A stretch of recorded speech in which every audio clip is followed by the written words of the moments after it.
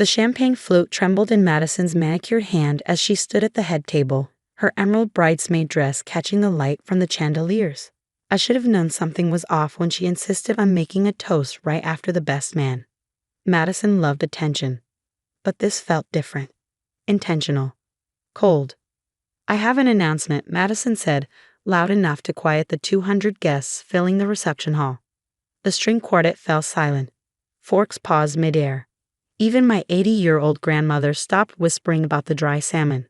I sat in my ivory silk wedding dress, Daniel's hand warm in mine, watching Madison with the kind of caution that comes from growing up with someone who turns every moment into a competition. Madison was stunning, sharp-featured, and intense. She'd always been bitter I was getting married first, that I found Daniel while she was still bouncing through relationships. "As most of you know," she said, smiling wide, "Olivia and I have shared everything. Clothes, secrets, even crushes in high school." Nervous laughter rippled through the room. My mother looked tense at the family table, already red-cheeked from wine and worry. "So it's only fair," Madison continued, raising her glass, "that I share this moment too." She paused for dramatic effect. "I'm pregnant." The room clapped, confused but supportive. Aunt Helen started crying. She always cried at baby news, but I didn't look away from Madison, because her smile had changed. "By the groom," she added. Silence. Real, painful silence. So quiet I could hear the ice sculptures melting. Then chaos. Gasps, shouts, chairs scraping. My mother's wine glass shattered on the floor. Uncle Tony actually clapped before his wife hushed him. But I stayed still. Daniel still held my hand, then slowly turned to me and laughed. "Finally," he said, loud enough for all to hear. "The truth comes out." Madison froze. This wasn't the meltdown she expected. She wanted tears, drama, a ruined wedding. Instead, I picked up the remote I'd placed near my seat earlier and connected it to the venue's AV system, the one meant for our slideshow. "You know what, Madison?" I said, standing slowly. "You're right. The truth does deserve the spotlight." I pressed play. The ballroom screens flickered, switching from smiling couple photos to a new video. The timestamp read 6 months ago. The location, Madison's apartment. Her voice played loud through the speakers. "I'm not really pregnant," she said, laughing on a phone call. "But Olivia believes it. She's so gullible." Madison's face turned pale. She tried to rush the equipment, but my cousin Marcus, a former football player, stepped in her way. The video kept rolling. "The plan's easy. I'll get close to Daniel, then fake proof. A few texts, maybe some pictures. Public embarrassment. Olivia got engaged first. It's only fair." Another voice, her friend, asked, "What if Daniel says no?" Madison replied, "He won't. Be nice, play helpless, and guys usually go along with it. It'll be enough to make it look real." I clicked to the next clip. Madison at a bar with friends, timestamped 2 weeks later. "Phase 2 is in motion," she told them, laughing. Texting him. "Acting like I need help with random stuff. Olivia's too busy wedding planning to notice." "Aren't you worried about karma?" someone asked. Madison shrugged. "Karma's for people who wait around. I take control." By now, Madison had stopped moving. She stood there, watching her own words echo through the room. I clicked to the next file, a series of text messages between Madison and someone saved as photo guy. "Madison, need realistic photos of me with my sister's fiancé in compromising positions." Photo guy, $500 for basic package, $1,000 for pregnancy test photos and ultrasound mock-ups. Madison, deal, sending photos now. The screenshots showed Madison had sent innocent pictures from family gatherings, ones where Daniel had been cropped out of group photos, to be doctored into evidence of an affair. "Should we continue?" I asked the silent reception hall. "There's so much more. Like the fake pregnancy test you bought online. The pillow you've been wearing under tight dresses when you knew we'd run into family friends. The acting coach you hired to help you cry on command for tonight." Madison's mouth opened and closed like a fish out of water. But the best was yet to come. I clicked to the final video. This one was different, grainier, clearly from a hidden camera. The timestamp was from last week. Madison sat across from a man I didn't recognize, sliding an envelope across a restaurant table. "Here's half," she said. "You'll get the rest after you do your part at the wedding." Just to be clear, the man said. I'm supposed to pretend to be Daniel, claim the baby's mine, and make a scene. Exactly. Olivia's never met you. In the chaos, no one will notice you're not actually the groom until it's too late. The humiliation will be complete.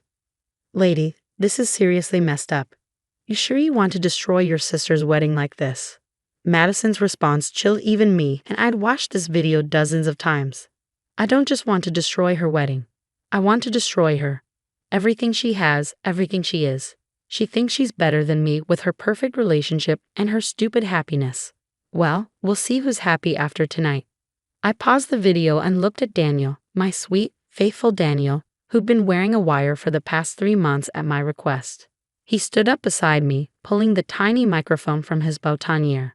You see, Daniel said, addressing the room but looking at Madison. When Madison first started texting me 6 months ago, I thought it was innocent, but something felt off.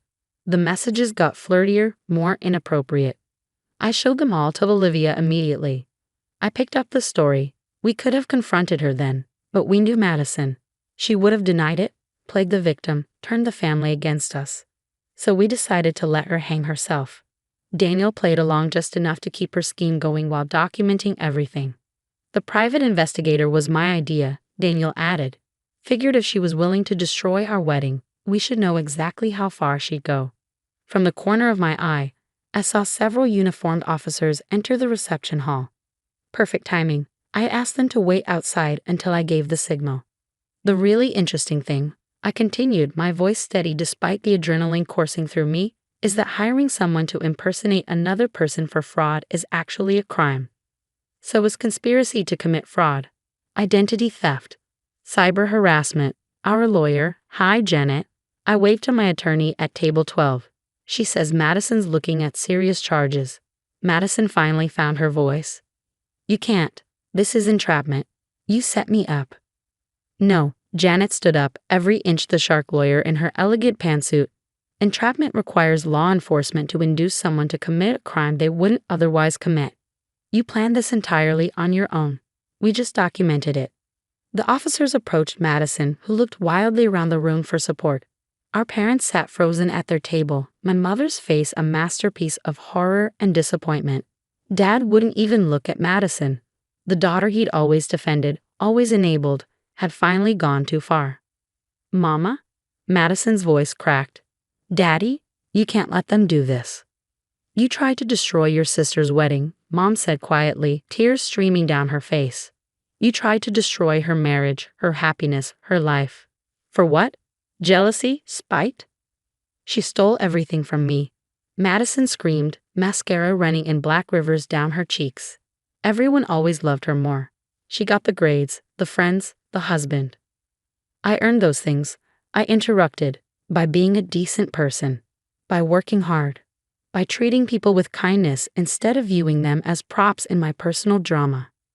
As the officers led Madison away, she turned back one last time. You'll regret this, Olivia. I'm your sister.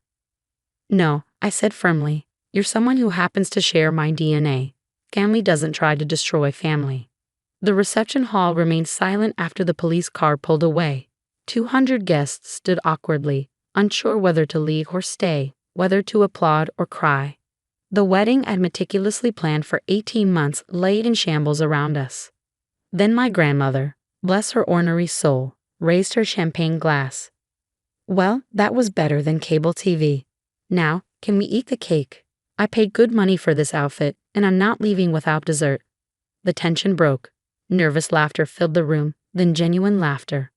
Uncle Tony started a slow clap that built into real applause.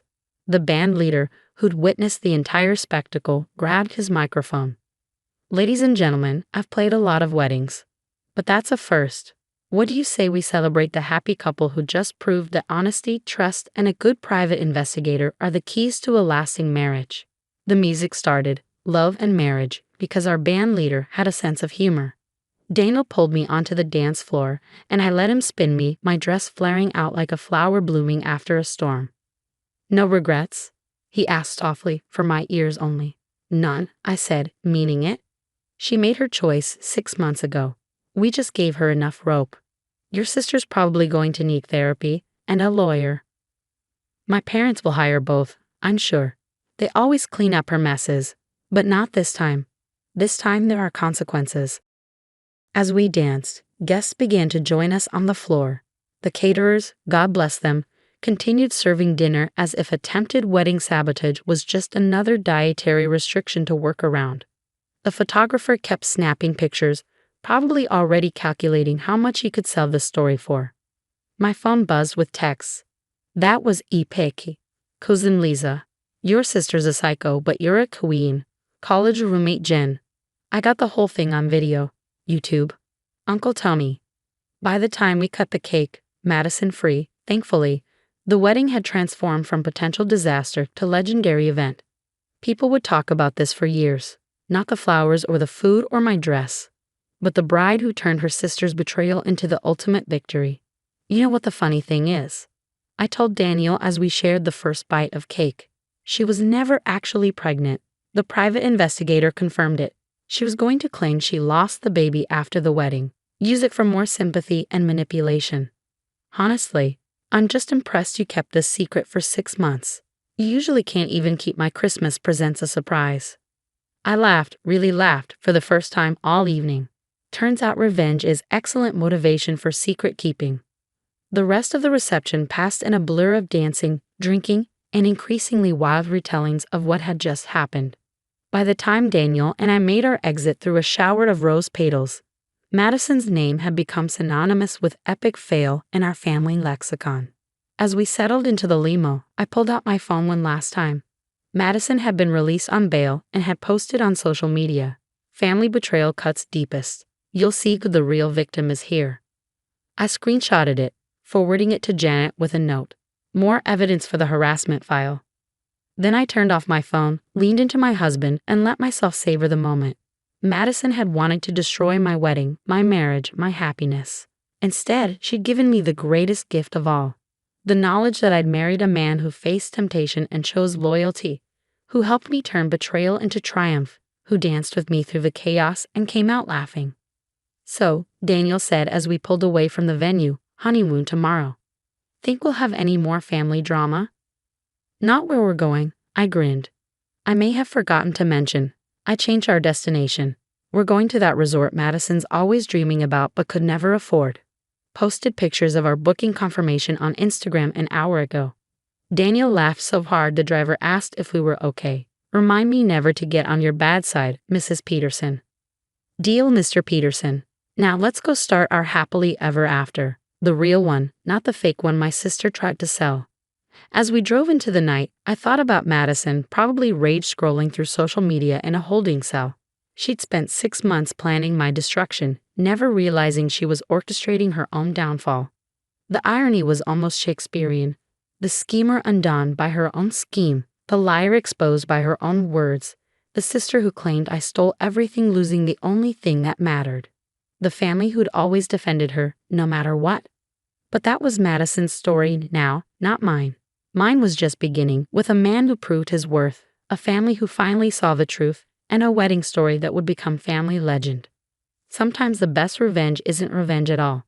It's simply letting toxic people reveal themselves while you stand back and press play.